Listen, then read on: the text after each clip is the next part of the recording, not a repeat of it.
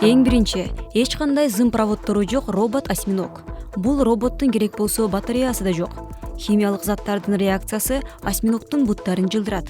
Окумуштуулар бул ыкма аркылуу келечекте куткаруу иштерине көмөк көрсөткөн роботторду жасагысы келет. Айдоочусуз такси унаалар эски жаңылык болуп калды. Сиздерге айдоочусуз жарыш унаасын сунуштайбыз. RoboRace компаниясы бул унааларды сыноодон өткөрүүдө. Буга чейин айтылган компания алыстан башкарылган унаалардын жарышын уюштуруп келген. Debvot аттуу унаалар келечекте саатына 290 чакырым ылдамдык менен жүрүп жарышат деп айтылууда.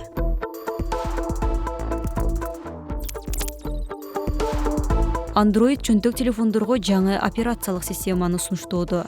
Ал аркылуу телефондордун батареялары үнөмдүү колдонулуп, Facebook аттуу социалдык түйүндө жеке маалыматтар дагы коопсузураак сакталмакчы.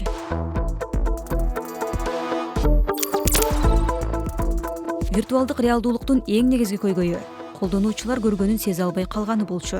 Арийне, кытайлык Dexmo аттуу компания бул маселени чечти окшойт. Алар жаңы технологиясы аркылуу колдонуучулар кыймылдарды бир гана көрбөстөн сезе алат деп маалымдашууда.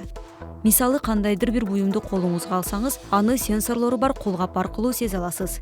Бирок азырынча бул технология качан сатыкка чыгары жана канчага сатылаары белгисиз.